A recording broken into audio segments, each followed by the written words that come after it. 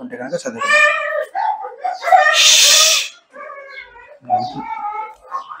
లూకాసు వార్త 23వ అధ్యాయము మొదటి 12 వచనాలు ఒకసారి చదువుకుందాం. మొదటి వచనం.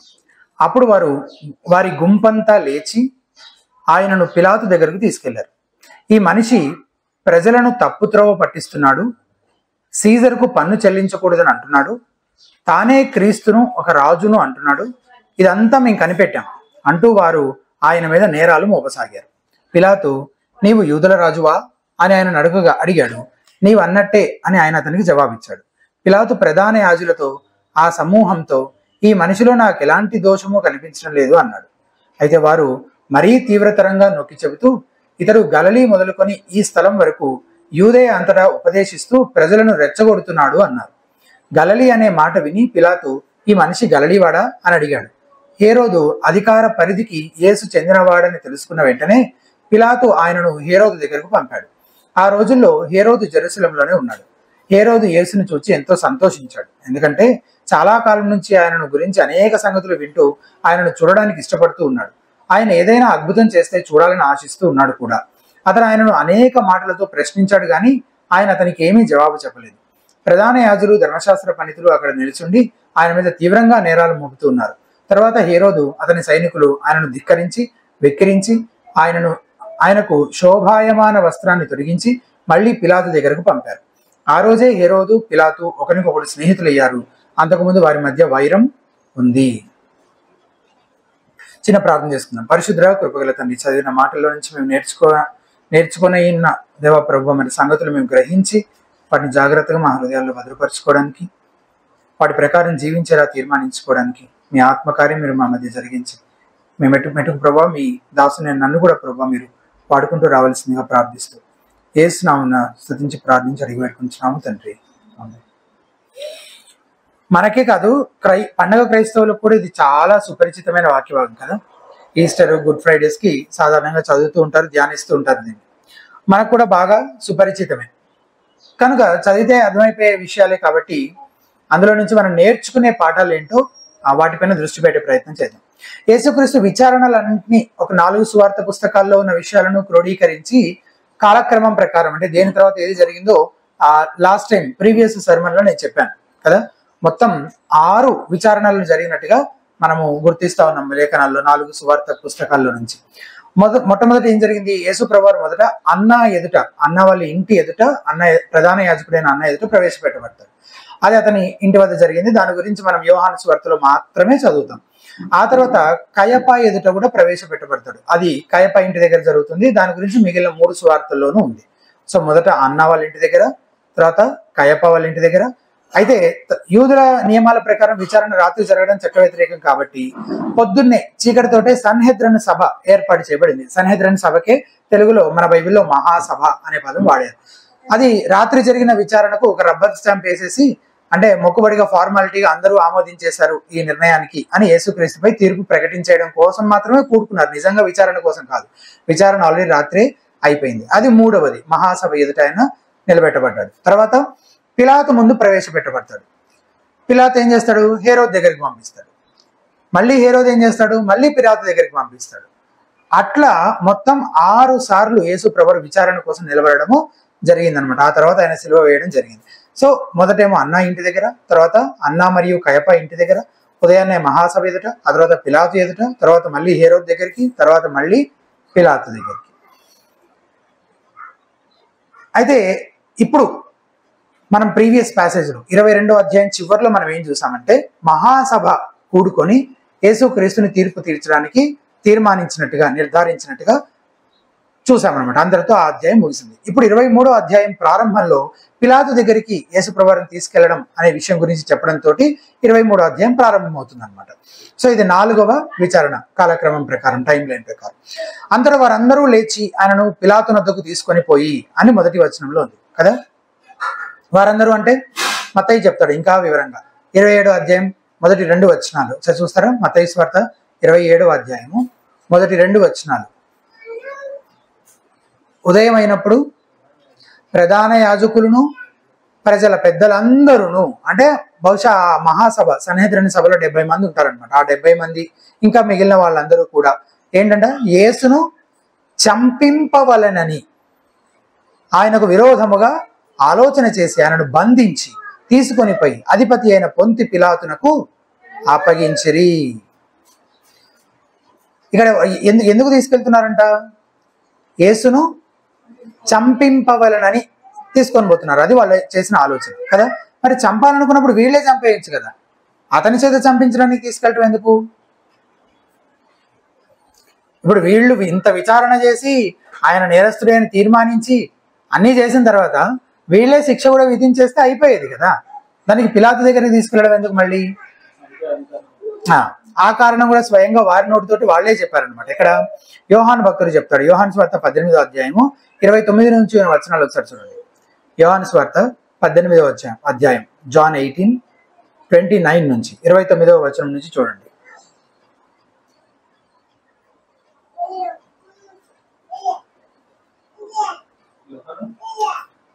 18:29 18వ అధ్యాయం 29వ వచనం.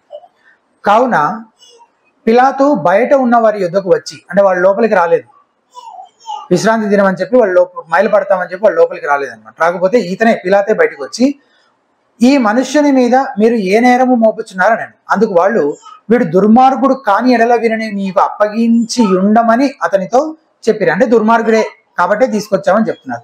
పిలాతు, మీరు అతన్ని తీసుకొని పోయి మీ ధర్మశాస్త్రం చొప్పున అతనికి తీర్పు తీర్చుడాగా, అంటే అసలు దీంట్లో తలదూర్చడం అతనికి ఇష్టం లేదు కదా, కాబట్టి మీరే వెళ్ళి తీర్పు తీర్చుకోండి అని చెప్పి, మీ ధర్మశాస్త్రం ప్రకారం మీరు తీర్పు తీర్చుకోండి అని చెప్పి వాళ్ళకే అప్పచెప్పేస్తున్నాడు. దాన్ని ఎస్కేప్ అవుదామని, తప్పించుకోదామని చూస్తున్నాడు.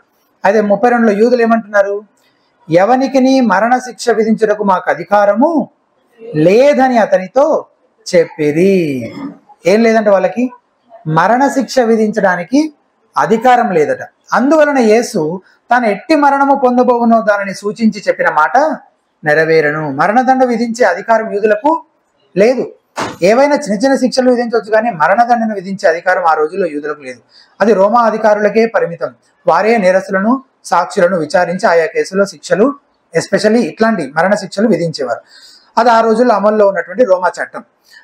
అందువలన యేసు తాను ఎట్టి మరణము పొందబోవునో దానిని సూచించి చెప్పిన మాట నెరవేరను. ఆయన మరణం ఎట్లాంటి మరణం అయి ఉంటుందో ఆయన ముందే చెప్పిన మాట నెరవేరిందంట. దీనివల్ల ఎలాగా అంటే, ఒకవేళ యూదులు చంపుంటే ఎలా చంపుండేవారు? కరెక్ట్, స్టెఫనును చంపినట్టు రాళ్లతో కొట్టి చంపుండేవారు. కానీ యేసు ప్రభువు తాను ఎలా చనిపోతారని చెప్పాడు. యోహాను సువార్త 3వ అధ్యాయం 14వ వచనం నేను చదివేస్తాను, వినండి.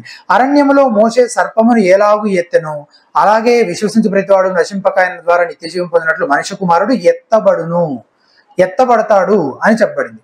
8:28 అది యోహాను సువార్త 8వ అధ్యాయం 28వ వచనం. కావున యేసు, మీరు మనుష్య కుమారుని పైకెత్తినప్పుడు నేనే ఆయనననియు నా అంతట నేనే ఏమియు చేయక తండ్రి నాకు నేర్పినట్టు ఈ సంగతులు మాట్లాడుచున్నాననియు మీరు గ్రహించదరు. ఎప్పుడంట? మనుష్య కుమారుని పైకెత్తినప్పుడు. 12వ అధ్యాయం 32-33 వచనాలు చూస్తే, నేను భూమి మీద నుండి పైకెత్తబడిన ఎడల అందరినీ నా యొద్దకు ఆకర్షించుకుందునని చెప్పాను. తాను ఏ విధముగా మరణము పొందవలసి ఉండేనో సూచించడానికి ఆయన ఈ మాట చెప్పాను. చాలా స్పష్టంగా ఉంది కదా, ఇది ఆయన మరణాన్ని ఉద్దేశించి చెప్తున్నాడని చాలా స్పష్టంగా చెప్పారనమాట ఇక్కడ. సో భూమి మీద నుంచి పైకెత్తబడటం, సో రాళ్లతో కొట్టబడటం కాదు, ఆ విధంగా శిక్షించబడతానని చెప్పలేదు ఆయన. పైకి ఎత్తబడటం అంటే శిలువ మరణం పొందడం ద్వారా ఆయన చనిపోతాడన్న సంగతిని యేసు ప్రభువు ముందుగానే చెప్పారు. దానికి నెరవేర్పుగా కూడా ఇప్పుడు ఆయన ఎక్కడికి తీసుకొని రాబడ్డాడు? రోమన్ గవర్నర్ అయిన పిలాతు దగ్గరికి తీసుకొని రాబడ్డాడు అనమాట. అంటే తనకు శిలువ మరణం పొందబోతున్నాడని ఏదైతే యేసు ప్రభువు ముందుగానే చెప్పారో ఆ మాటలు ఖచ్చితంగా నెరవేరే విధంగా దేవుడు తన సార్వభౌమత్వంలో అప్పటి రాజకీయ పరిస్థితులన్నింటినీ నియంత్రిస్తూ ఇట్లా జరిగించాడు. అయితే యేసును చంపించడం కోసం యూద నాయకులు పిలాతు దగ్గరికి వెళ్ళడం ద్వారా మరో ప్రవచనం కూడా నెరవేరింది. ఏంటి ఆ ప్రవచనం? యాకోబు తన కుమారులందరినీ ఆశీర్వదించే ఒక సందర్భం గురించి ఆదికాండం చివరిలో చదువుతాం కదా మనం. తన 12 మంది కుమారులను ఆయన ఆశీర్వదించే సందర్భం ఆదికాండం 49వ అధ్యాయంలో చదువుతాం. కానీ అవి మామూలు ఆశీర్వాదాలు మాత్రమే కాదు, 12 గోత్రాల వారి భవిష్యత్తును గురించి యాకోబు చేసినటువంటి ప్రవచనంగా కూడా దాన్ని చూడాలి. అలా యూదాను గురించి కూడా ఒక ప్రవచనం చెప్పడం జరిగింది. చూడండి, ఆదికాండం 49వ అధ్యాయం 10వ వచనం. అక్కడ ఏముందో అక్కడ ఉన్న ప్రవచనాన్ని ఒకసారి తీసి చూడండి. ఆదికాండం 49వ అధ్యాయం 10వ వచనం. షిలోహు వచ్చు వరకు యూదా యొద్ద నుండి దండము తొలగదు, అతని కాళ్ల మధ్య నుండి రాజదండము తొలగదు, ప్రజలు అతనికి విధేయులై యుందురు. అతనికి ఇన్ ద సెన్స్ అతను, అతని గోత్రీకులు, తర్వాత అతని వంశంలో వచ్చేవారు. దావీదు కూడా ఈ ప్రామిస్ రీఇటరేట్ చేస్తాడు కదా దేవుడు, ఖచ్చితంగా ఈ సింహాసనం పైన యూదా గోత్రమే ఈ సింహాసనము పైన కూర్చొని పరిపాలిస్తూ ఉంటుంది అని నిత్య రాజ్యము, నిత్య రాజ్యానికి గురించిన వాగ్దానం కూడా చేస్తాడు. అయితే ఇక్కడ ఈ మాటలను జాగ్రత్తగా గమనిస్తే షిలోహు అనేది మెస్సియాకి ఇవ్వబడినటువంటి ఒక టైటిల్ అన్నమాట. అంటే మెస్సియా వచ్చేంత వరకు రాజదండం అంటే అధికారం యూదా యుద్ధ నుండి తొలగిపోదు, వచ్చేంత వరకు తొలగిపోదు. అంటే వచ్చిన తర్వాత తొలగిపోతుంది.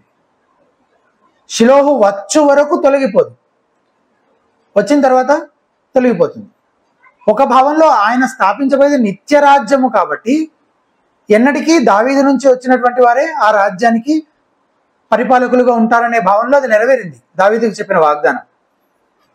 కానీ ఈ భూమి పైన రాజకీయ పరంగా ఆలోచిస్తే షిలోహు వచ్చిన తర్వాత ఆ రాజదండం అంటే అధికారం ఏమైందని వేరే వాళ్ళ దగ్గరికి వెళ్ళిపోతుంది.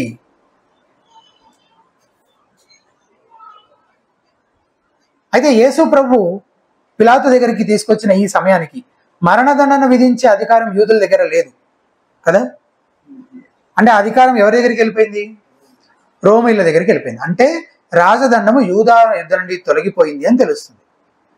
రాజదండం యూదా యుద్ధ నుండి తొలగిపోయింది అని తెలుస్తున్న అనే ఆ విషయం గురించి ఆలోచించినప్పుడు యూదులకు ఏమర్థమై ఉండాలి? షిలోహు ఆల్రెడీ వచ్చి ఉండాలి, అంటే మెస్సియా ఆల్రెడీ వచ్చి ఉండాలి అని వాళ్ళు గ్రహించగలిగి ఉండాలి కదా.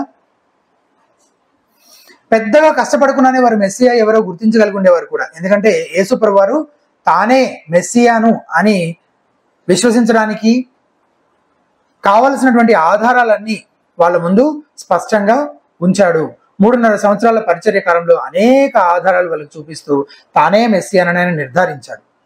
యోహాను సువార్త 14:11 ఈ మాటలు ఉన్నాయి. తండ్రి యందు నేనును నా యందు తండ్రి ఉన్నామని నమ్ముడి, లేదా ఈ క్రియల నిమిత్తమైన నమ్ముడి. అంటే ఆయన ఏం చేశాడు? మెస్సియా మాత్రమే చేయగలిగినటువంటి క్రియలు వాళ్ళ మధ్య చేసి వాటిని బట్టైనా నమ్మండి అని యేసుప్రభు వారు యూదులతో చెప్తున్నారు కదా. కానీ వారు ఆ విషయాన్ని గ్రహించలేకపోయారు, వివేచించలేకపోయారు. అది చాలా బాధాకరమైన విషయం. లేఖనాలను గ్రహించలేకపోవడం, లేఖనాల్లో ఉన్న ప్రవచనాల నెరవేర్పును కూడా అర్థం చేసుకోలేకపోవడం, వివేచించలేకపోవడం. అయితే ఈ విషయంలో వాళ్ళని మాత్రమే వివరించడానికి వీల్లేదు. ఎందుకంటే ఆయన రెండవ రాకడ విషయంలో కూడా ఇలాంటి కొందరు ఉంటారని పేతురు భక్తులు చెప్తున్నాడు. చూడండి, పేతురు రాసిన 2వ పత్రిక 3వ అధ్యాయం 3-4 వచనాల్లో ఉన్న మాటలు చూడండి ఒకసారి. పేతురు రాసిన 2వ పత్రిక 3వ అధ్యాయం 3-4 వచనాలు. 3వ వచనం, అంత్య దినములలో అపహాసకులు అపహసించుచూ వచ్చి తమ స్వకీయ దురాశల చొప్పున నడుచుకొనుచు ఆయన రాకడను గూర్చిన వాగ్దానం ఏమాయను అని అంటారట. ఎవరు వీరు? అపహాసకులు కదా. ఇలాంటి అపహాసకులు ఈ రోజున కూడా చాలా మంది ఉన్నారు. కాబట్టి ఆ అపహాసకులు అపహసిస్తున్నప్పుడు దాన్ని మనం ఎలా చూడాలి? అది కూడా లేఖనాలకు నెరవేర్పుగానే చూడాలి. ఇప్పుడు ఇక్కడ ఏం చూస్తున్నాం మనము? మొదటి రాకడ గురించి ప్రవచనాలు ఉన్నాయి, అవి ఖచ్చితంగా నెరవేరి ఈయనే మెస్సియా అని నిర్ధారించుకోవడానికి కావాల్సిన ఆధారాలు వాళ్ళ కళ్ళ ముందు ఉన్నాయి. అయినా ఆయన వచ్చాడు అన్న సంగతిని వాళ్ళు అంగీకరించకుండా ఆయన్ని తిరస్కరిస్తున్నారు. ఇదే పరిస్థితి రెండవ రాకడ గురించి కూడా ఉంటుందా అంటే ఉంటుందని మన చుట్టూ చూస్తే తెలుస్తుంది మనకి. అండ్ అట్లా ఉంటుందని వాక్యం కూడా చెప్తుంది స్పష్టంగా. అపహాసకులు వస్తారు అని చెప్పింది, కనబడుతున్నారు వాళ్ళు. ఆయన రెండవ రాకడ ఉందా ఇంకా అని అపహసించే వాళ్ళు మన కళ్ళ ముందు ఇప్పుడు ఎగతాళి చేస్తున్నవారు కనబడుతున్నారు. దాన్ని కూడా మనం లేఖనాలకు నెరవేర్పుగానే చూడాలి, గుర్తించాలి. అయినా ఆయన రాకడ నిశ్చయమని మరింతగా బలపరిచే విధంగా ఉన్నాయన్నమాట ఈ నెరవేర్పులన్నీ కూడా. అలాంటి వివేచన ఈ ప్రధాన యాజకులు, యూదు మత నాయకులు కోల్పోయారు. చాలా స్పష్టంగా ప్రవచనాలు నెరవేరుతున్న వాళ్ళు దాన్ని చూడలేకపోతున్నారు, గ్రహించలేకపోతున్నారు. షిలోహు వచ్చే వరకు రాజధానం తొలగిపోదని చెప్పబడింది కదా. మరి ఇప్పుడు తొలగిపోయింది అంటే మెస్సియా వచ్చేసి ఉండాలి కదా. మిగిలిన అనేక ప్రవచనాలు యేసుక్రీస్తులో నెరవేరుతున్నాయి కాబట్టి అతనే మెస్సియా అని ఆయన చెప్పుకుంటున్నాడు. అనేక మంది విశ్వసించి ఆయన వెంబడిస్తున్నారు కూడా. కాబట్టి ఈయనే మెస్సియా అయి ఉండాలి కదా అని వివేచించగలిగి ఉండాలి వాళ్ళు. అయితే ఈ రోజున చాలా మంది క్రైస్తవుల పరిస్థితి కూడా ఇలాగుంది. లేఖనాలను సరిగ్గా వివేచించలేకపోవడం కారణంగా తమను తాము సంపూర్ణంగా దేవునికి సమర్పించుకోలేకపోతున్నారు. ఆయన రెండవ రాకడ సరిగ్గా దాని కొరకు సిద్ధపడలేకపోతున్నారు. కాబట్టి యూదు నాయకుల ఈ పరిస్థితి మనకు కూడా ఒక హెచ్చరికగా ఉంటుందన్నమాట. లేఖనాల సారాన్ని గ్రహించామని చెప్పుకుంటున్నాం మనం. ఆయన రెండవ రాకడ కొరకు చెప్పబడిన సూచనలను గ్రహిస్తూ దాని కొరకు సిద్ధపడే వారంగా ఉన్నామా అని మళ్ళీ మనము పరిశీలించుకోవాలి. తర్వాత ఈ యూదు మత నాయకులు యేసు ప్రభువుని తిరస్కరించారు. కదా. యేసు ప్రభు గురించి విన్నవారు ఎవరైనా తమ జీవితంలో ఈ ప్రాముఖ్యమైన నిర్ణయం ఎప్పుడో అప్పుడు ఖచ్చితంగా చేయాలి. ఇప్పుడు పిలాతు దగ్గరికి వచ్చిన, హేరోద్ దగ్గరికి వచ్చిన, ప్రధాన యాజకుల దగ్గరికి వెళ్ళిన వాళ్ళందరూ ఆయన గురించి ఒక నిర్ణయం చేస్తున్నారు.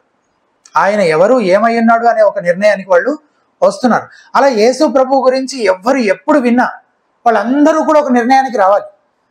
అయితే వాళ్ళు ఆయనని అంగీకరించాలి లేదా ఆయనని తిరస్కరించాలి. న్యూట్రల్ గ్రౌండ్ అని ఏమైనా ఉందా? ఏం లేదు. మేము న్యూట్రల్గా ఉంటాం, ఏ పక్షము తీసుకోకుండా ఎటువైపు తీసుకోకుండా ఉంటామనే పరిస్థితి ఉంటుందా? ఉండదు. అయితే తిరస్కరించడం లేదా అంగీకరించడం. సో ఈ రెండు ఖచ్చితంగా జరగాలి. అయితే ఈ వాక్య భాగంలో ఒక ముగ్గురు యేసుక్రీస్తును తిరస్కరిస్తున్నట్టు మనం చదువుతున్నాం. వారి యొక్క చెడ్డ మాదిరి నుంచి కూడా మనం నేర్చుకోవాల్సిన కొన్ని విషయాలు, పాఠాలు ఉన్నాయి. అవేంటో చూద్దాం. సో క్రీస్తును తిరస్కరించిన వారి దగ్గర నుంచి నేర్చుకోదగిన పాఠం అందులో ఫస్ట్ కేటగిరీ ఎవరంటే మత నాయకులు, అంటే ప్రధాన యాజకులు, అలాగే యూదుల పెద్దలు. పదే పదే ఎన్నో ఆధారాలు వాళ్ళ కళ్ళ ముందే ఉన్న మెస్సియాను తిరస్కరించారు. తెలిసి బుద్ధిపూర్వకంగానే తిరస్కరించారు. ఎందుకు? ఎందుకంటే వాళ్ళ అధికారానికి యేసు వల్ల ముప్పు వాటిల్లే ప్రమాదం ఉందని వాళ్ళు భయపడ్డారు. అయితే వీడి గురించి యేసుప్రభు వారు పిలాతుతో మాట్లాడుతున్న సందర్భంలో ఒక మాట అంటాడు అనమాట. ఏంటో చూడండి ఒకసారి. యోహాను సువార్త 19:11 వీళ్ళని ఉద్దేశించి ఒక మాట అన్నారు. ఏంటది? యోహాను సువార్త 19:11.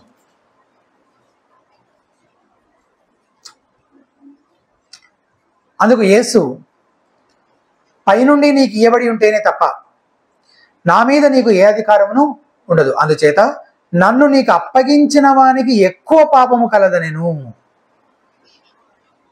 ఇతని పాపం ఉంది. పిలాతు చేస్తున్న పాపమేనా? పాపమే. అన్యాయమైన తీర్పు, అది పాపమే. కానీ ఆయనను పిలాతుకు అప్పగించిన వారిది మరీ ఎక్కువ పాపం అంట. ఎందుకు?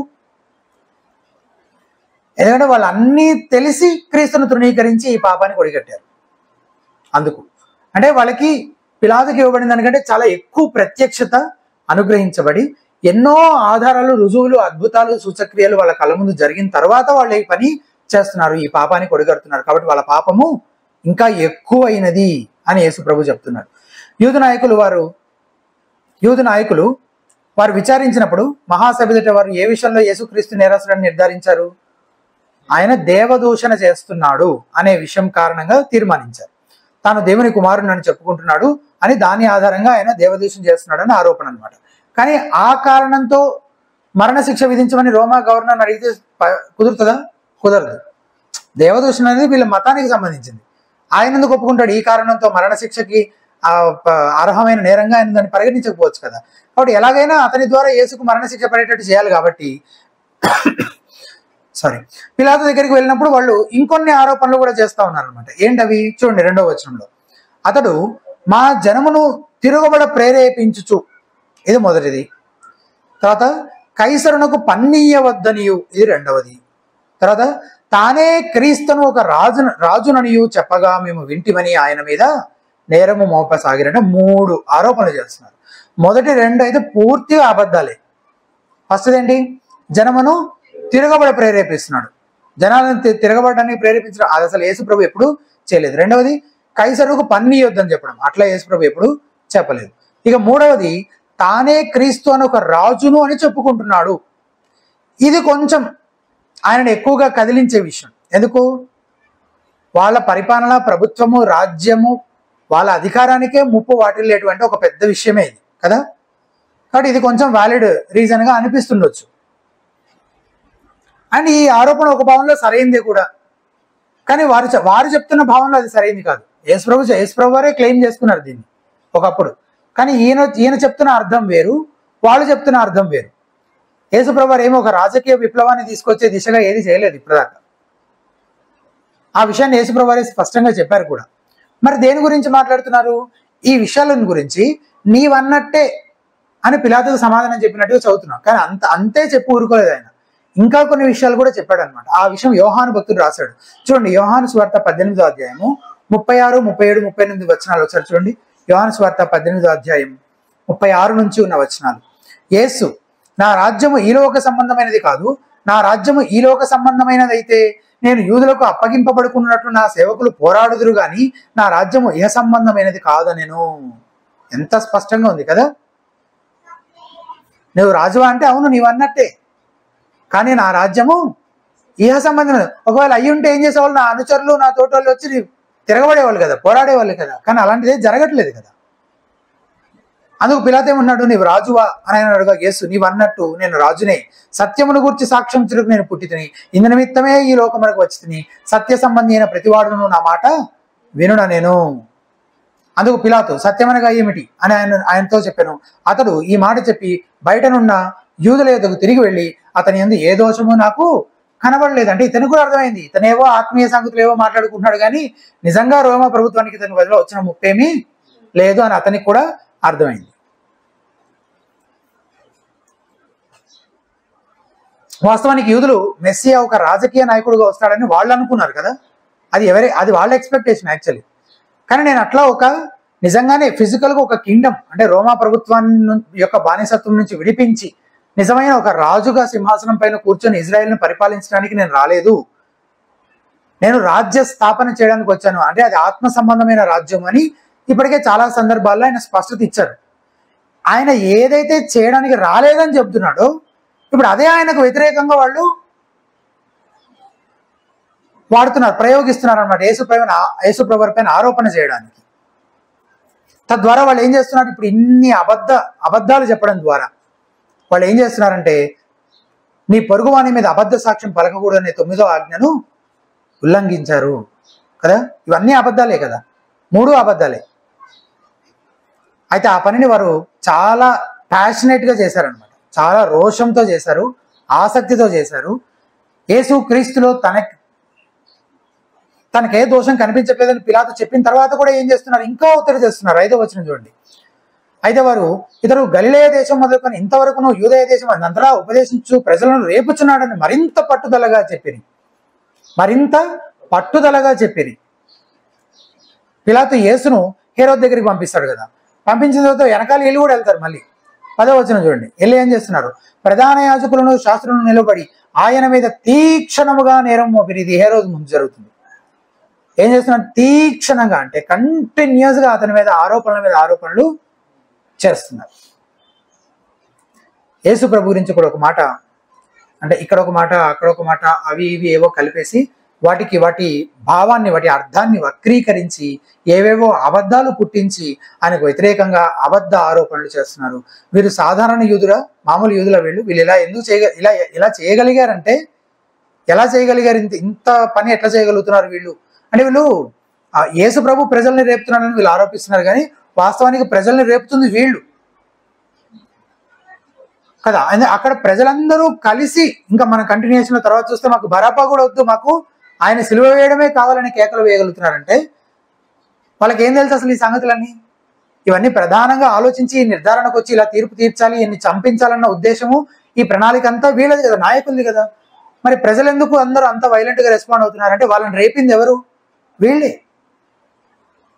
అండ్ ఇంతలా ఒక పొలిటికల్ సినారియోలో అధికారులను కూడా ప్రభావితం చేయగలిగే లాగా వీళ్ళు చేయగలుగుతున్నారంటే ఎలా చేయగలుగుతున్నారంటే అది వీళ్ళకున్న అధికారాన్ని బట్టి, వీళ్ళు నాయకుల స్థానంలో హోదాలో ఉన్నారు కాబట్టి అదంతా చేయగలుగుతున్నారు. మిగతా ప్రజలను కూడా రెచ్చగొట్టి తమకు అనుకూలమైన తీర్పు వచ్చేలా పిలాతు పైన ఒత్తిడి తీసుకొస్తున్నారు. ప్రజలను ఈ మత నాయకులు ఎలా ఇంత మేరకు ప్రభావితం చేయగలుగుతున్నారని ఆలోచిస్తే వాస్తవానికి ఈ అధికార పదవిని నియమించింది ఎవరు, దేవుడే.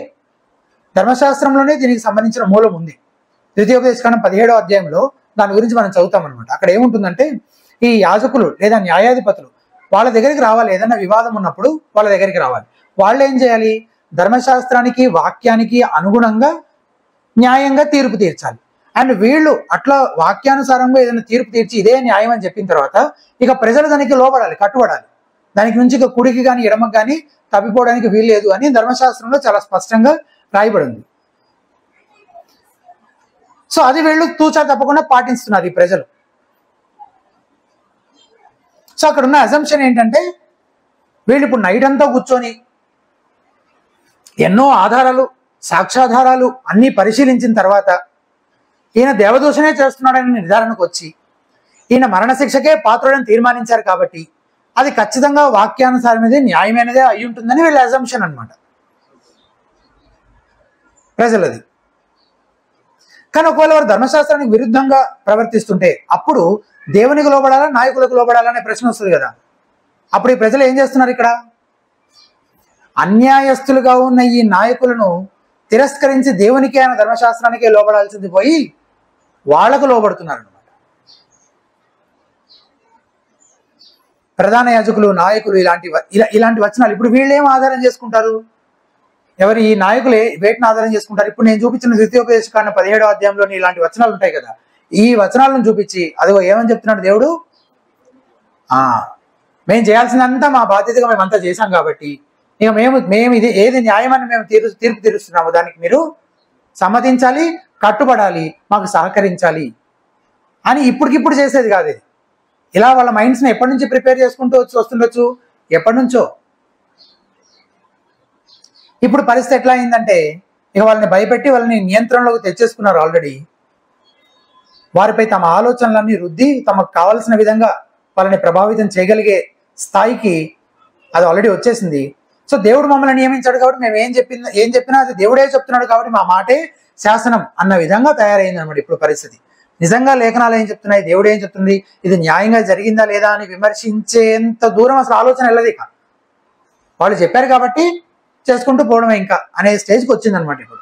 కాబట్టి ఇప్పుడు వాళ్ళు ప్రజలకు ఏం చెప్తుండొచ్చు, మేము రాత్రంతా విచారణ చేశాం, సాక్ష్యాధారాలు పరిశీలించాం, మహాసభ ఎదుట కూడా కూడుకొని మొత్తం 70 మందిని కూడుకొని దేవదూషణ చేశారు నిర్ధారించాం, అంటే బాధ్యతాయుతంగా మేము చేయాల్సిందంతా చేసి నిర్ధారణకు వచ్చాం కాబట్టి అని చెప్పి ప్రజలను నమ్మించి యేసుకు వ్యతిరేకంగా రెచ్చగొట్టి ఉండొచ్చు. ఇదొక ఆర్ట్.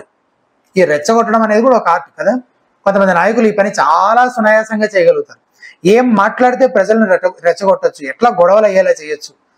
కొంతమందికి ఇది వెన్నతో పెట్టిన విద్య అనమాట. ప్రజలను ప్రభావితం చేయడం కొంతమందికి చాలా తేలికైన విషయం, చాలా ఈజీగా చేయగలుగుతారు. ఈ ప్రమాదం కొత్త నిబంధనలో కూడా లేకపోలేదు. కొత్త నిబంధనలో కూడా వాక్యోపదేశం చేయడం కోసము, పరిచర్య చేయడం కోసం దేవుడు కాపరులుగా, పెద్దలుగా కొంతమందిని నియమించాడు. దేవుడే ఆ స్థానాన్ని, ఆ నాయకుల హోదాని దేవుడే కల్పించాడు, నియమించాడు. అలాగే వారికి లోబడి ఉండాలని కూడా హెబ్రీ పత్రికలో చాలా, అంటే వాళ్ళు మీ ఆత్మలను కాసేవారు కనుక, లెక్క అప్పచెప్పాల్సిన వాళ్ళు కనుక వాళ్ళకి లోబడి ఉండండి అని కూడా చెప్పాడు. ఇక ఇలాంటి మాటలు పాత నిబంధనలో ఉన్న కొన్ని వచనాలన్నీ ఆధారం చేసుకొని ఈరోజు కొంతమంది ఏం చేస్తున్నారు, ఇక నేను చెప్పిందే వేదం, నా మాటే శాసనం, ఇంకా నేను చెప్పానంటే ఇక దానికి ఎదురు చెప్పొద్దు అంటే, ఒకవేళ అది వాక్యానికి విరుద్ధంగా ఉన్నా. నిన్ననే నేను ఒక సహోదరి చెప్తుంటే విన్నాను. పాస్టర్ గారు వాక్యం చదవమన్నారట, చదువుతున్నారట. చదివితే ఆవిడ అక్కడ వాక్యంలో ఒక పదం ఉంది, ఈయనకి ఇంకొకలాగా అర్థమైంది. దాన్ని ఆమె సరి చేస్తున్నా సరే ఆమె పైన కోపంగా చూస్తూ ఆయన చెప్పాలనుకుంది ఆయన చెప్పుకుంటూ వెళ్తున్నాడట, కానీ సరి చేసుకోవడానికి అసలు ఆలోచనే చేయట్లేదు. అని ఇది ఎంత పెద్ద విషయం అసలు. వాక్యంలోనే ఒక పదం ఒకలాగుంది, ఆయన వేరే పదంలాగా అపార్థం చేసుకున్నాడు, అయినా సరి చేయడానికి లేదు. సో ఇలాంటి హోదాలో ఉన్న ఒక వ్యక్తి ఆ హోదాని, ఆ అధికారాన్ని దుర్వినియోగపరిచి ప్రజల చేత వాక్య విరుద్ధమైనవి చేయించాలనుకుంటే అతను చాలా సమర్థవంతంగా వారిని ప్రభావితం చేసి వారి చేత ఏదైనా చేయించగలడు. ప్రజలు అతన్ని గౌరవిస్తున్నారు, దైవజనుడిగా భావిస్తున్నారు, అతను మాట్లాడేదంతా దేవుని సందేశమేనని, అతను చేసేదంతా దేవుని చిత్తానుగుణమైనదని భావిస్తున్నారు గనక అతను ఒకవేళ వారి చేత దుర్మార్గమైన పనులు చేయించాలనుకుంటే అవి వారి చేత చేయించడం అతనికి చాలా సులభం. ఈ మాట జాగ్రత్తగా గుర్తుంచుకోండి. ఈ రోజున సంఘ నాయకుల బోధ కానీ వారి మాటలు ఎందుకు వింటున్నాము, మనం ఎందుకు లోబడాలి అంటే, ఎందుకంటే వాళ్ళు వాక్యానికి లోబడి వాక్యానుసారంగా బోధిస్తూ వాక్యంలో ఉన్నదే చెప్తున్నారు కాబట్టే. కానీ వారు కూడా మనుషులే కదా, వాళ్ళు కూడా తప్పులు చేసే అవకాశం ఉంది కదా. సో ఎక్కడైనా వాళ్ళు వాక్యాన్ని దాటి వాక్యాన్ని మించి వెళ్ళిపోతున్నప్పుడు అప్పుడు మనం వాళ్ళకి లోబడాల్సిన అవసరం ఉందా? లేదు. అప్పుడు దేవుడికి లోబడాలా, వాక్యానికి లోబడాలా, లేకపోతే నాయకుడికి లోబడాలా అంటే దేవునికి, ఆయన వాక్యానికే లోబడే వారంగా ఉండాలి. లేకపోతే ఎంత దూరం వరకు అది వెళ్ళే అవకాశం ఉంది తెలుసా? ఇప్పుడు ఈ మత నాయకులు ఈ ప్రజల చేత చరిత్రలోనే అత్యంత గొప్ప నేరం చేయించారు, ఆయనకు శిక్ష పడేలా చేయించడం ద్వారా కదా. సో అంత పెద్ద పెద్ద నేరాలు కూడా నాయకుడు ప్రజల చేత వాళ్ళని ప్రభావితం చేసి చేయించగలడు. కాబట్టి అతను చెప్తున్నది, అతను నడిపించే దారి, అతను చేస్తున్న బోధ అదంతా వాక్యానుసారంగానే ఉందా లేదా అనేది ప్రతిసారి పరిశీలించుకోవాల్సిన బాధ్యత ఎవరిపైన ఉంది? మనపైనే ఉంది. వాళ్ళు ఏం చెప్తే అది లోపడమని వాక్యం ఎక్కడ చెప్పట్లేదు.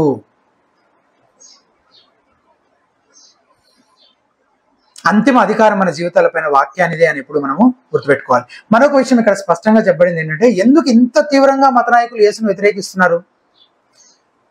రోమా ప్రభుత్వం పైన వాళ్ళకున్న శ్రద్ధను బట్ట, ఇప్పుడు వాళ్ళ అధికారానికి ఏదో ముప్పు వాటిల్లింది కాబట్టి, హెచ్చరించకపోతే అప్రమత్తం చేయకపోతే వాళ్ళు ఇబ్బంది పడతారు కాబట్టి వాళ్ళ కోసం అని చెప్పి ఇదంతా చేస్తున్నారా? వెళ్ళి అదే కదా చెప్పారు, తను రాజునని చెప్పుకుంటున్నాడు, పన్నీయొద్దు అంటున్నాడు. అంటే ఇవన్నీ పొలిటికల్ రీజన్సే, అవేగా చెప్తున్నారు. ఎందుకు ఉన్నట్టుండి వాళ్ళపైన వీళ్ళకి అంత శ్రద్ధ వచ్చేసింది? అసలు కారణం అదేనా అంటే అస్సలు కాదు. మార్కు సువార్త 15వ అధ్యాయం 10వ వచనంలో మార్కు చెప్తారు చూడండి, 9-10 వచనాలు. పిలాతుకు ఒక విషయం చాలా స్పష్టంగా అర్థమైంది. ఏమర్థమైందో చూడండి, 15వ అధ్యాయము 9వ వచనం. పిలాతుకి ఏమర్థమైందట? ప్రధాన యాజకులు అసూయ చేత యేసును అప్పగించిరని పిలాతు తెలుసుకొని. సో పిలాతుకి అర్థమైందా లేదా? విచారణ అంతా చేసిన తర్వాత చాలా స్పష్టంగా తేలిన విషయం ఏంటంటే, ఇతనిలో ఏనో నేరము దోషము లేదు, కానీ వాళ్ళు అసూయ చేత ఇదంతా చేస్తున్నారు. అసూయ, ఇతరులు బాగుపడుతుంటే చూడలేక వారిని తొక్కేయాలనే దురుద్దేశం అన్నమాట. యూదు నాయకుల పదవికి హోదాకి ముప్పు ఏర్పడింది. యేసుప్రభు వారు ఏం చేస్తున్నారు? దాన్ని అంతా, వాళ్ళ వేషధారణంతా, వాళ్ళ పాపాలన్నీ బయటపెట్టి బహిర్గతం చేసి వాళ్ళని ఖండిస్తున్నాడు. వాళ్ళ బల్లలు పడద్రోసాడు. అంటే దేవాలయంలో వాళ్ళకి మంచి లాభసాటిగా సాగుతున్న వ్యాపారాలను ఏం చేశాడు? అడ్డుపడ్డాడు. వారు దేవునికి వ్యతిరేకంగా నడుచుకుంటున్నారని, స్వార్థపరులుగా ఉంటున్నారని వారిని ఖండించాడు. కాబట్టి ఇప్పుడు వాళ్ళు ఏం చేస్తున్నారు? వాళ్ళ అధికార పదవులకు ముప్పు వాటిల్లుతుందని అసూయతో నిండుకున్న వారై ఆయన అడ్డు తొలగించుకోవాలని చూస్తున్నారు. అంటే వారు ఇలా చేయడానికి ప్రధాన కారణం ఏంటి? వాళ్ళ పాపమే, వాళ్ళలో ఉన్న అసూయే. ఆ పాపంలోనే కొనసాగుతూ ఇంకా ఎంత దూరమైనా వెళ్ళి ఏదైనా చేయడానికి కూడా వాళ్ళు సిద్ధపడుతున్నారు. వారిలో ఉన్న అసూయ అనే ఈ పాపం వారి చేత చరిత్రలోనే అతిపెద్ద నేరాన్ని చేయించింది. అని మన చేత అత్యంత ఘోరమైన పాపాలు కూడా చేయించగలదు ఈ అసూయ అనే పాపం. కాబట్టి మన జీవితాల్లో ఏ రకంగానూ మనం ఇతరులతో పోల్చుకొని వాళ్ళని తగ్గించాలని, వాళ్ళని తొక్కేయాలన్నట్టుగా కానీ, లేదా వాళ్ళకున్న అవకాశాలని కోల్పోయేలా చేయాలని కానీ, వాళ్ళకి నష్టం జరగాలని కానీ, వాళ్ళు మనకంటే ఉన్నతంగా గొప్ప స్థాయిలోకి వెళ్తున్నారని కానీ, ఇలాంటి అసూయ భావన మనలోకి రాకుండానే మనం అప్రమత్తంగా మన ఆత్మలను కాచుకునవలసిన వారము. వస్తే అది ఎంతటి అనర్థానికి దారితీసే అవకాశం ఉందో ఇప్పుడు వీళ్ళని చూస్తే తెలుస్తుంది. వీళ్ళలో ఉన్న అసూయే కదా వాళ్ళ కళ్ళ ముందు ఆయన నిర్దోషి అనడానికి ఎన్ని ఆధారాలు కనబడుతున్నా వాటన్నింటినీ పక్కన పడేసి ఆయనను చంపాలనే ముందుకు వెళ్లేలా వాళ్ళని బలవంత పెడుతూ ప్రేరేపిస్తున్నది వాళ్ళలో ఉన్న అసూయ అనే పాపమే. కాబట్టి ఆ పాపానికి మన జీవితాల్లో ఎక్కడ చోటు ఇవ్వకుండా జాగ్రత్త పడాలి. ఒకవేళ అలాంటిది ఏదైనా మన హృదయంలో ఉందేమో పరిశీలించుకొని దాన్ని ఒప్పుకొని విడిచిపెట్టి ముందు కొనసాగే వారముగా ఉండాలి. తర్వాత పిలాతు, రెండవ వ్యక్తి పిలాతు. యూదయ యొక్క గవర్నర్ కదా, అత్యంత చెడ్డ రాజకీయ నాయకుడు, అధికార దాహము, పేరు, పలుకుబడి కోసమే బ్రతుకుతున్నాడు. యూదులంటే అతనికి ఇష్టం లేదు, యూదులకు అతనంటే ఇష్టం లేదు. వాళ్ళిద్దరికి మధ్య చాలా జరిగాయి అనమాట. ఇదివరకు ప్రీవియస్ సర్మన్స్ లో నేను కొన్ని చెప్పాను. ఈ పిలాతుకి యూదులకి మధ్య జరిగిన కొన్ని సంగతుల గురించి. వాళ్ళు ఇంకా చక్రవర్తి దాకా కూడా వెళ్ళి వచ్చి అక్కడ తేల్చుకుందామని అక్కడికి వెళ్ళి వచ్చిన సందర్భాలు కూడా కొన్ని ఉన్నాయన్నమాట. సో అతను యూదులను చాలా రకాలుగా ఇబ్బంది పెడుతూ వచ్చాడు. ఒక ఉదాహరణ లూకాసు వార్త 13వ అధ్యాయంలో కూడా ఉంది. మొదటి వచనంలో, పిలాతు గలిలయులైన కొందరి రక్తము వారి బలులతో కలిపి ఉండెను. గలిలయుల రక్తాన్ని దేంతో కలిపాడంట? వారి బలులతో. అంటే వాళ్ళు బహుశా ఇది యెరూషలేములో జరిగి ఉండొచ్చు. యెరూషలేములో దేవాలయానికి వారు పండుగ దినంలో ఎక్కడెక్కడి నుంచో వస్తారు కదా ప్రజలందరూ. వచ్చి వాళ్ళందరూ ఏం చేస్తుంటారు? బలులు అర్పిస్తూ ఉంటారు. బలులు అర్పించేటప్పుడు ఆ రక్తం ఏమవుతుంది? కింద పడుతూ ఉంటది కదా. సో అక్కడ పిలాతు తన సైనికులందరినీ పంపించి చాలా మంది యూదుల్ని చంపించాడు అనమాట. అలా చంపినప్పుడు ఆ బలుల రక్తంతో ఏమైంది? వీళ్ళ రక్తం కూడా, ఈ గలిలయుల రక్తం కూడా కలిసి యెరూషలేము వీధుల్లో ఆ రక్తము ఏరులై పారిందని రాశారనమాట చరిత్రకారులు. సో అంతలా యూదులను చిత్రహింసలకు గురి చేసి వారిని ఇబ్బంది పెట్టేటువంటి ఒక గవర్నరు ఈ పిలాతు. కాబట్టి ఇప్పటికే వాళ్ళ మధ్య చాలా విభేదాలు ఉన్నాయి, చాలా మనస్పర్ధలు ఉన్నాయి, చాలా దూరం ఏర్పడింది. ఇప్పుడు ఇంకొక దాంట్లోకి తలదూర్చడం అతనికి అసలు ఏమాత్రము ఇష్టం లేదు. కానీ ప్రధాన యాజకులు ఏం చేస్తున్నారు? ఒత్తిడి చేసి ఎలాగైనా యేసుక్రీస్తుకు మరణశిక్ష పడేలా చేయాలని వాళ్ళు బలవంత పెడుతున్నారు. అయితే ఈ సందర్భంలో మాత్రం పిలాతు ప్రారంభంలో న్యాయంగానే ఈ కేసును విచారించడానికి పూనుకున్నట్టుగా కనబడుతుంది. అంటే సరైన విధంగానే మంచి ప్రశ్నలు అడుగుతున్నాడు, తెలుసుకోవాలని ప్రయత్నిస్తున్నాడు, విచారణ బాగానే చేస్తున్నాడు. అండ్ సరైన కన్క్లూజన్స్ కి కూడా వచ్చాడు. అండ్ అది 3 సార్లు పిలాతు చెప్పినట్టుగా మనం ఇక్కడ చూస్తున్నాం. చాలా ఆశ్చర్యకరమైన విషయం అది. చూడండి 4వ వచనం చూడండి. పిలాతు ప్రధాన యాజకులతోనూ జనసమూహములతోనూ ఈ మనుష్యుని యందు నాకు ఏ నేరమును కనబడలేదు. 14వ వచనం చూడండి ఒకసారి. ప్రజలు తిరగబడినట్లు చేయుచున్నాడని మీరు ఈ మనుషుని నా ఎదుగు తెచ్చితే, ఇదిగో నేను మీ ఎదుట ఇతరుని విమర్శింపగా మీరు ఇతని మీద మోపిన నేరములలో ఒక్కటైనా నాకు కనబడలేదు. హేరోదునకు కూడా కనబడలేదు. హేరోదు అతని మా ఎదుగు తిరిగి పంపాను కదా, ఇదిగో మరణ శిక్షకు తనదేది ఇతడు చేయలేదు. 22వ వచనం. 3వ మారు అతడు ఎందుకు ఇతడు ఏ దుష్కార్యము చేశాను, ఇతని యందు మరణమునకు తగిన నేరం ఏమీయో నాకు అగపడలేదు కనుక ఇతనికి శిక్షించి విడుదల చేతునని వారితో చెప్పాను. ఎన్నిసార్లు? 3 సార్లు. వారు అసూయ చేతనే ఇదంతా చేస్తున్నారని పిలాతు కూడా అర్థమైంది. కాబట్టి అతను యేసుప్రభుని ఏం చేస్తుండాలి? న్యాయంగా మాట్లాడుకుంటే విడిచిపెట్టుండాలి కదా. కానీ యూదులో ఒత్తిడి చేస్తున్నారు అని చెప్పి వారి మాటల్లో ఒత్తిడి చేస్తున్నారు కదా. ఇక వారి మాటల్లో గలిలీ ప్రస్తావన వచ్చింది కదా. ఇక అక్కడ అతనికి ఒక అద్భుతమైన ఆలోచన వచ్చింది. ఏంటది? ఆ ప్రాంతం హేరోదు పరిపాలించేది కాబట్టి ఈ కేసుని ఏం చేశాడు? హేరోదు దగ్గరికి పంపించేయాలని ఆలోచన చేసి పంపించేశాడు. అప్పట్లో అతను ఈ చివరి వచనాల్లో మనం చూస్తే ఏమైంది? అతనికి హేరోదుకి మధ్యలో కొంత వైరం ఉండింది, విభేదాలు ఉన్నాయి అని చివరి వచనంలో మనం చదువుతున్నాం. సో విభేదాలు ఉన్నాయి కాబట్టి ఇప్పుడు ఇది అతని జ్యూరిస్డిక్షన్ కిందకు వచ్చే కేసు కాబట్టి ఇప్పుడు అతనికే పంపించేయడం ద్వారా కొంతవరకు వాళ్ళిద్దరి మధ్య ఇప్పుడు ఆ సంబంధాలు ఏమవుతాయి? మెరుగుపడే అవకాశం ఉంది ఒకటి. ఇంకో ప్రయోజనం ఏంటి? దీని నుంచి అతను తప్పించుకోవచ్చు కదా. అనవసరంగా ఒక నిరపరాధికి శిక్ష విధించేటువంటి ఈ పరిస్థితి నుంచి తప్పించుకోవచ్చు. అంటే ఇప్పుడు ఇది ఎటు తిరిగి ఎడిపోతుందో అనే భయం చాలా ఉంటుంది కదా. ఇప్పుడు మళ్ళీ చక్రవర్తి దగ్గరికి వెళ్తుందేమో, ఇది ఇంకే సమస్యలు వస్తాయో తర్వాత. ఇప్పుడు ఇదే విషయం గురించి పైకి వెళ్ళింది అనుకో కేసు, ఎవరైనా హైకోర్టుకు అప్లై చేశారనుకో, ఇతను పోయి అక్కడ సమాధానం చెప్పాలి కదా. ఏ ఆధారాలు ఏవి? ఏ ఆధారాల ప్రకారం ఇతనికి మరణ శిక్ష విధించామని అడిగితే విధించకపోతే ఇప్పుడు వీళ్ళు ఒప్పుకునేలాగా లేరు. ఎందుకు ఈ గొడవంతా? ఎందుకని దీన్ని వదిలించేసుకుందాం అని హేరోదు ఏం చేశాడు? మళ్ళీ తీర్పు పంపించాడు. మళ్ళీ పిలాతు ఇక అప్పుడు తప్పలేదన్నమాట. ఇక ఏదో ఒక తీర్పు ఖచ్చితంగా ఇచ్చేయాల్సిందే, తప్పేయట్లేదు. అయితే అప్పుడు పిలాతు న్యాయం విషయంలో, సత్యం విషయంలో ఏం చేశాడు? రాజీ పడిపోయి అన్యాయమైన తీర్పు ఇచ్చాడు. దాని గురించి మనము వచ్చే వారం ఇంకా వివరంగా ధ్యానిస్తాం. మళ్ళీ పిలాతు దగ్గరకు వచ్చినప్పుడు ఏం జరిగింది అని. ఎందుకు పిలాతు రాజీ పడిపోయాడు అంటే ఒకే ఒక కారణం మనకి ఇక్కడ కనబడుతుంది. ప్రజల నుంచి అలాగే ప్రధాన యాజకుల దగ్గర నుంచి తిరస్కారం వస్తుందని భయపడి, తనకున్న మంచి పేరు పోతుందని, ప్రజలకు తన పట్లున్న అభిప్రాయం పాడైపోతుందని, మనుషుల మెప్పును, తన స్థానాన్ని న్యాయం కంటే ఎక్కువగా కోరుకున్నాడు. న్యాయాన్ని, సత్యాన్ని పణంగా పెట్టి ప్రజల మెప్పును కోరుకొని రాజీ పడిపోయి వాళ్ళ ఒత్తిడికి లోనై అన్యాయంగా తీర్పు తీర్చాడు. యథార్థంగా స్టార్టింగ్లో కొంతమేరకు ప్రయత్నం చేశాడు. ఎట్లా? చాలా ఆప్షన్స్ ఇచ్చాడు వాళ్ళకి. బరబ్బా ఒక దొంగ ఉన్నాడు కదా, అతన్ని వాడుక చొప్పున విడుదల చేయాల్సింది కాబట్టి ఇతన్ని విడుదల చేసేద్దాం అని అంటే వాళ్ళు ఏం చేశారు? లేదు బరబ్బాని విడుదల చేయమని అడిగారు అన్నమాట. మామూలుగా అయితే బరబ్బాని విడుదల చేయాలి కదా, మరి దానికి వదిలి యేసుప్రభుని విడుదల చేద్దామా? వాళ్ళు ఏం చేయాలో ఒప్పుకోలేదు. ఇందాక మనం చదివిన యోహాను సువార్తలో చదివినట్టు కొన్ని శిక్షించి వదిలేద్దాం అంటే ఏ కొరడా దెబ్బలో. అసలైతే న్యాయంగా ఆలోచిస్తే అసలు కొరడా దెబ్బలని ఎందుకు కొట్టాలి? ఎందుకు శిక్షించాలి? అసలు ఏ నేరం లేదని అర్థమవుతున్నప్పుడు అయినా వాళ్ళని తృప్తిపరచడం కోసం, వాళ్ళని కూడా కొద్దిగా సాటిస్ఫై చేయడం కోసం మరణ శిక్షను అయితే విధించకుండా తప్పించుకోవడానికి ఇది కూడా చెప్పాడు. అయినా వాళ్ళు ఒప్పుకోలేదు. అండ్ అతని భార్యకు ఒక కళ వచ్చింది. ఆ కళ గురించి చెప్పి, భార్య తనకు వచ్చిన కళ గురించి చెప్తూ అనీతి మందిని విషయంలో నువ్వు జోక్యం చేసుకోవద్దని హెచ్చరించింది కూడా.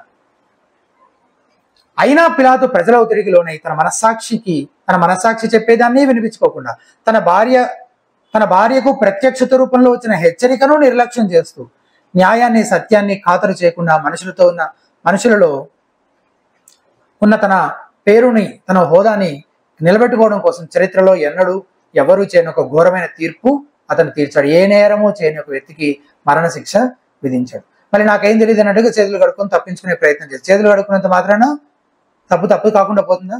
అన్యాయమే కదా. దాని విషయంలో అతను ఖచ్చితంగా దేవుని ఎదుట ఒక దినాన లెక్క చెప్పాల్సి ఉంది. మనం కూడా ఎప్పుడు సత్యం పక్షంగా, న్యాయం పక్షంగా ఉండాలి. ప్రజలకు వారి ఒత్తిళ్లకు మనం లొంగిపోయే వారంగా, అన్యాయంగా ఎవరి విషయంలోనూ ప్రవర్తించే వారంగా ఉండకూడదు. ఖచ్చితంగా అలా అన్యాయానికి వ్యతిరేకంగా నిలబడినప్పుడు దానికి కొంత మూల్యం చెల్లించాల్సి రావచ్చు. న్యాయంగా ఉన్న వాళ్ళకి లోకంలో అవమానము, హింస, శ్రమే. నలుగురు నీ గురించి 4 రకాలుగా అంటారు, నిన్ను ఎగతాళి చేయొచ్చు, ఇబ్బంది పెట్టచ్చు. అయినా ఎవరైతే న్యాయం పక్షంగా నిలబడతారో దేవుడు ఎప్పుడు వారి పక్షంగానే ఉండి వారిని బలపరిచేవాడిగా ఉంటాడు అని గుర్తుంచుకుందాం. ఇది పిలాతు నుంచి మనం పిలాతు యొక్క చెడ్డ మాదిరి నుంచి మనం ఏం చేయకూడదు, ఏం చేయాలో నేర్చుకునేటువంటి ఒక ముఖ్యమైన పాఠం. తర్వాత హేరోదు విషయంలో, ఈ హేరోదు మరెవరో కాదు, బాప్తిస్మం ఇచ్చి యోహాను తల నరికించింది ఈ హేరోడు యాంటిపస్ ఇతని పూర్తి పేరు. అతని సోదరుడి భార్యను పెళ్లి చేసుకున్నాడని చెప్పి ఇంకా ఇలాంటి కారణాలను బట్టి యోహాన్ అతన్ని తీవ్రంగా ఖండించాడు అనమాట. దాని గురించే యోహాన్ని మొదట ఏం చేశాడు, జైల్లో పెట్టాడు. జైల్లో అయితే పెట్టాడు కానీ అతనికి కూడా భయపడేవాడు. ఎందుకు? అతను చేసిన తప్పని అతనికి కూడా తెలుసు. మత్తయి సువార్త 6:19 ఈ మాటలు నేను చదువుతున్నాను, వినండి. హేరోదియా అతని మీద పగబట్టి అతని చంపింపకోరను కానీ ఆమె చేత కాకపోయాను. ఎందుకనగా యోహాను నీతిమంతుడును పరిశుద్ధుడునగు మనుష్యుడని హేరోదు ఎరిగి అతనికి భయపడి అతని కాపాడుచూ వచ్చాను. అతనికి ఏ హాని జరగకుండా హేరోదే ఆగుతున్నాడు. ఎందుకు భయపడుతున్నాడు? అతను నీతిమంతుడు, పరిశుద్ధుడు గనక అతనికి ఏదైనా హాని చేస్తే అది మనకే ప్రమాదం అని చెప్పి అతను భయపడుతున్నాడు అనమాట. కానీ తర్వాత ఏం జరిగింది? మొత్తానికి ఒకానొక సందర్భంలో అతని కుమార్తె అడిగిన కోరిక కారణంగా హేరోదు తల నరికించడము, అతన్ని చంపించడం జరిగిందన్నమాట. యేసు ప్రభువారి గురించి విన్నప్పుడు కూడా యోహానే మళ్ళీ పుట్టాడేమో అని భయపడతాడు హేరోదు. యేసు ప్రభు బోధల గురించి, పరిచయ గురించి, ఆ యోహానే మళ్ళీ పుట్టాడేమో. ఎందుకు అట్లా ఎందుకు అనుకున్నాడు అంటే ఇతను చేసిన అపరాధం అనే ఆ భావం ఇతనికి ఇంకా లోపల ఉంది. అది తొలిచేస్తుంది అనమాట. ఆ భయం ఇంకా పోలేదు. అది ఆ నేరం, దాని తాలూకా శిక్ష తన మీదకి వస్తుందేమో అన్న భయం అతనిలో ఎప్పుడూ ఉంటూనే ఉండింది. యేసు ప్రభువు కూడా ఈ హేరోదును ఉద్దేశించే నక్క అని సంబోధించినట్టు 13వ అధ్యాయం 32వ వచనంలో మనం చదివాం. అయితే అతనిలో, ఇలాంటి ఒక వ్యక్తిలో ఇంత భయం ఉన్నా, ఇంత చేస్తున్నా, అతని పాపం విషయంలో అతను ఒప్పుకున్నాడా? మారు మనసు పొందాడా? దాన్ని విడిచిపెట్టాడా? ఏమీ చేయలేదు. అవన్నీ అలాగే కొనసాగిస్తూ ఉన్నాడు. పైగా ఇతనిలో కనిపించే ఇంకొక విషయం ఏంటి తెలుసా? ఇతనికి ఒక ఆసక్తి ఉంది. ఒకటి కాదు, 2 రకాల ఆసక్తులు ఉన్నట్టు ఈ వాక్య భాగంలో కనబడుతుంది మనకి. ఏంటవి చూడండి ఒకసారి.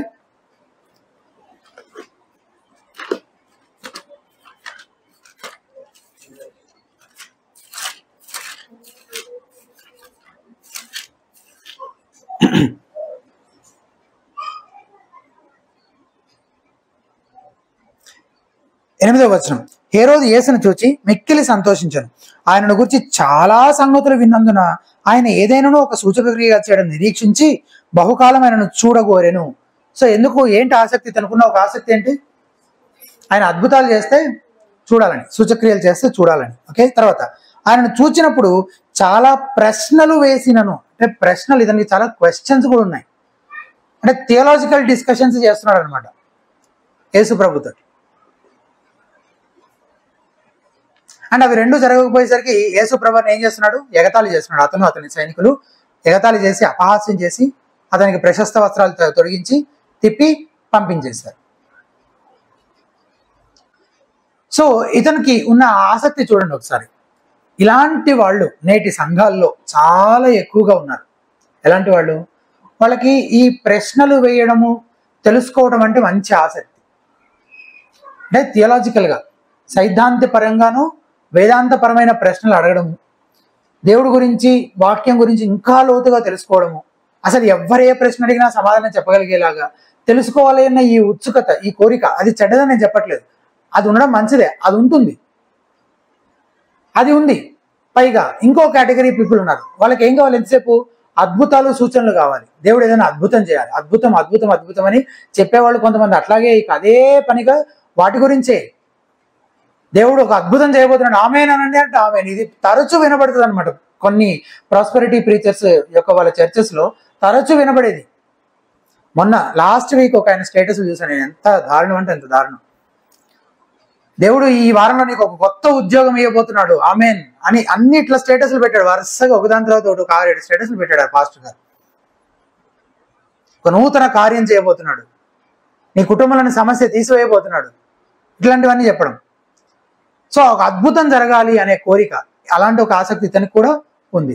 ఈ రెండు ఉన్నాయి. థియలాజికల్ డిస్కషన్స్ అంటే బాగా ఇంట్రెస్ట్, ఇది ఒక కేటగిరీ ఉంటారు.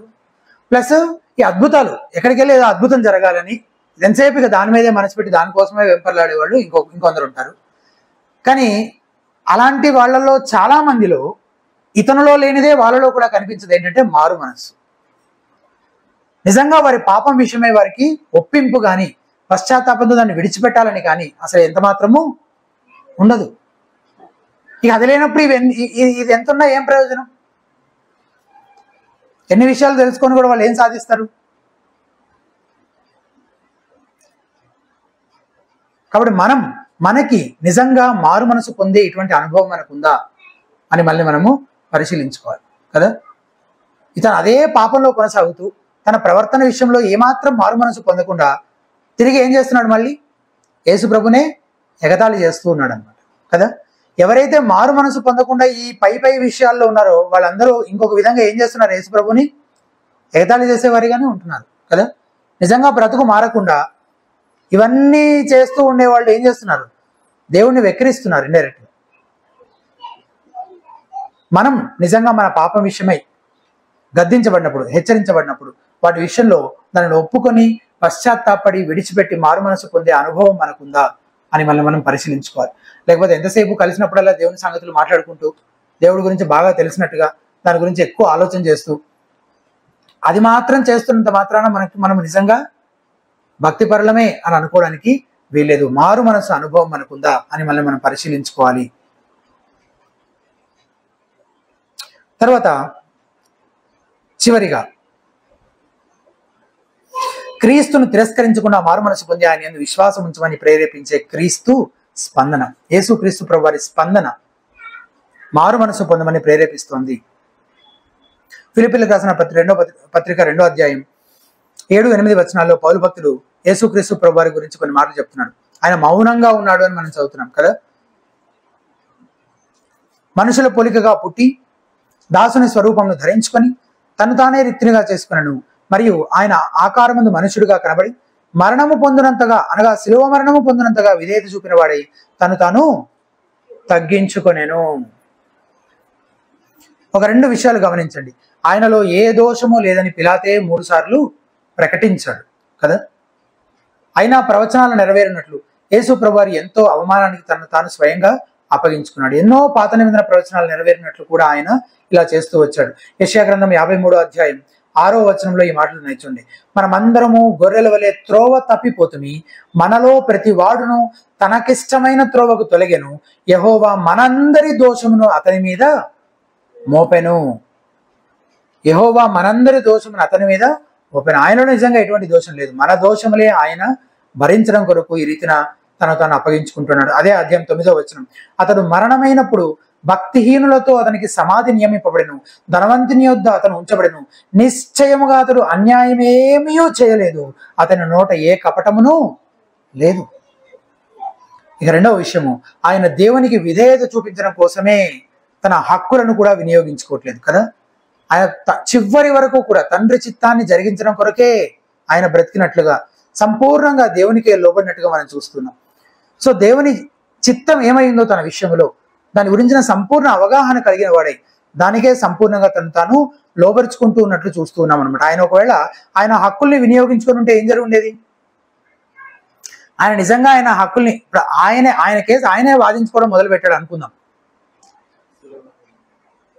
ఖచ్చితంగా ప్రధాన యాజకులు ఓడిపోయేవారు కదా.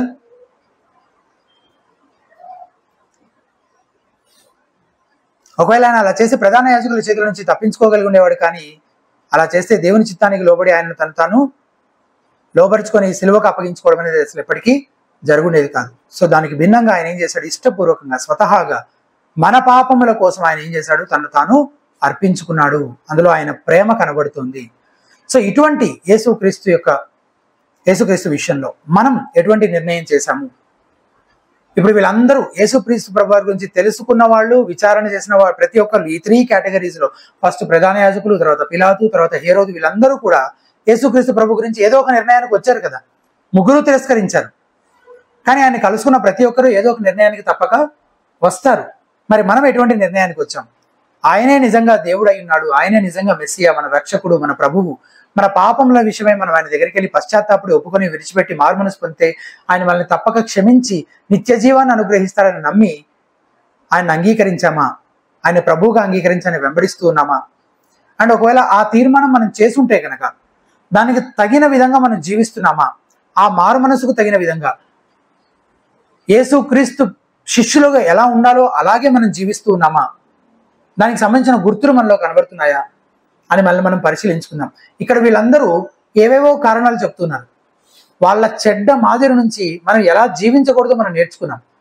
అలాంటి ఒక ప్రవర్తన, అలాంటి ఒక జీవన విధానం, అలాంటి ఒక రాజీ పడిపోయే మనస్తత్వం, అలాంటిది ఏదైనా పాప సంబంధమైన అసూయ అనే పాప సంబంధమైన అలాంటి విషయాలు కానీ ఇంకా ఎక్కడైనా మనలో ఏమైనా ఉన్నాయేమో మనల్ని మనం పరిశీలించుకొని నిజంగా మనము మారు మనసు పొందే అనుభవంలోనే కొనసాగుతూ ఉన్నామని మనము పరిశీలించుకుందాము.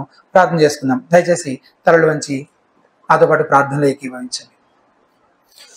పరిశుద్ధుడా, కృపగల తండ్రి, దయగల ప్రభువా, ఇంతవరకు మేము వింటూ వచ్చిన అనేక సంగతులు, అవును ప్రభువా, చాలాసార్లు మా తోటి వాళ్ళు బాగుపడుతూ ఉంటే చూసి ఓర్వలేనితనం ఎంతో కొంత మేరకు మా హృదయాల్లోకి వస్తూ ఉంటుంది. దేవా, ఆ విధంగా మేము శోధించబడుతూ ఉంటాం. కానీ ప్రభువా, ఏమాత్రం దేనికి యోగ్యత లేని మమ్ములను ప్రభువా నీవు కృప చూపించి ఇంతలా మమ్మల్ని దీవించావు. నీ ప్రేమ, నీ కరుణ, నీ త్యాగము, వీటన్నిటి విషయాలు నిన్ను పోలి మేము బ్రతకవలసిన వారం కనుక ఆ పాపముకి ప్రభువా మా జీవితాల్లో ఎక్కడ చోటు ఇవ్వకుండా మాకు సహాయం చేయండి. ఈర్ష, ద్వేషము ఇవన్నీ ప్రభువా ఎంతో గొప్ప నేరాలు మేము చేసేలా ప్రభువా మమ్మల్ని ప్రేరేపించగలవు కనుక వాటికి ఎక్కడ మా జీవితాల్లో స్థానం ఇవ్వకుండా, మా హృదయంలో ప్రభువా దానికి అవకాశం ఇవ్వకుండా మేము అప్రమత్తంగా మా ఆత్మలను కాచుకునే వారంగా ఉన్నట్లు కృప చూపించండి.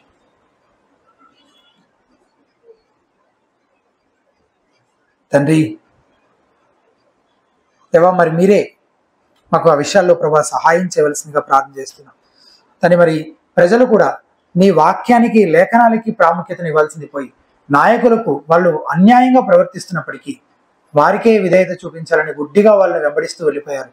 అలా మేము ఎప్పుడు ఏ మనుషులను గుడ్డిగా వెంబడించకుండా నీ వాక్యానికే ప్రాధాన్యతనిస్తూ, నీ వాక్యానికి నీకు మాత్రమే మేము సంపూర్ణంగా విధేయత చూపించి లోబడేవారముగా, ఎంతవరకైతే వాక్యానుసారంగా మా నాయకులు మమ్మల్ని నడిపిస్తున్నారో అంత మేరకే వారికి లోబడుతూ, దాన్ని అతిక్రమిస్తున్నప్పుడల్లా వారిని ప్రశ్నించి, ఖండించి, తిరగబడి వారిని ఆ పదవుల నుంచి తొలగించి నీకు మాత్రమే మేము లోబడే వారముగా ఉన్నట్టు మీరే కృప చూపించమని, సహాయం చేయమని ప్రార్థన చేస్తున్నాం. ఎక్కడ కూడా ఏ విధంగా నీ వాక్యాన్ని ఉల్లంఘించేలా మేము ప్రవర్తించకుండా మాకు సహాయం చేయండి. ఏ విషయంలోనూ మేము ప్రజల మెప్పు కోసమనో లేదా ఇంకేవైనా ఒత్తిళ్లు, భయాల కారణంగానూ అన్యాయంగా ప్రభు మేము ఎవరితోనూ వ్యవహరించకుండా, సత్యం విషయంలో, న్యాయం విషయంలో మేము రాజీ పడిపోకుండా మాకు సహాయం చేయండి ప్రభువా. తండ్రి, మీరే కృప చూపించండి. మా ఉద్యోగాలు చేసుకునే చోట తండ్రి, బయట వ్యక్తులతో ప్రభువా మేము వ్యవహరిస్తూ ఉన్నప్పుడు చాలాసార్లు దేవా ఇలాంటి పరిస్థితులు మేము రాజీ పడిపోవాలి. సత్యముతో రాజీ పడిపోయి, న్యాయం విషయంలో రాజీ పడిపోయే పరిస్థితులు ఎన్నో ఎదురవుతూ ఉంటాయి. వాటి విషయంలో ప్రభువా మేము అలర్ట్గా ఉంటూ ఎక్కడ రాజీ పడకుండా, ఎంత ద్వేషము, కోపము, ఎంతమంది మమ్మల్ని ఇబ్బంది పెట్టినా, ఎంత నష్టపోవాల్సి వచ్చినా, ఎంత మూల్యమైనా చెల్లించి న్యాయంగా, నిజాయితీగా ప్రభువా మేము బ్రతకటానికి, లోకములో వెలుగుగా ప్రభువా, ఉప్పుగా మేము జీవించడానికి మీరు సహాయం చేయండి. అలాగే తండ్రి, మా బ్రతుకులు బాగా లేకుండా, మా పాపముల విషయంలో మేము ఒప్పుకొని విడిచిపెట్టి మారు మనసు పొందకుండా, ఆ మారు మనసు అనుభవం మాకు లేకుండా, పైకి మేము ఎంత ఆసక్తి కనపరిచినా ఏమి ప్రయోజనం ఉన్నాయని ఆ గొప్ప సత్యాన్ని మీరు మాకు జ్ఞాపకం చేశారు. మేము ఆసక్తి కలిగి ఉండాలి నీ గురించి, నీ సత్యాన్ని గురించి, నీ వాక్యాన్ని గురించి, నీ కార్యములను గురించి. కానీ అంతకంటే ఎక్కువగా ఆ సత్యము మేము మారు మనస్సు పొంది పశ్చాత్తాపడి మా బ్రతుకులు మార్చుకునే విధంగా మమ్మల్ని ప్రేరేపించకపోతే ఆ సత్యం వల్ల మాకు ఎటువంటి ప్రయోజనం లేదు నాయన. అది కేవలం మేము గర్వించడానికి మాత్రమే కారణమవుతుంది.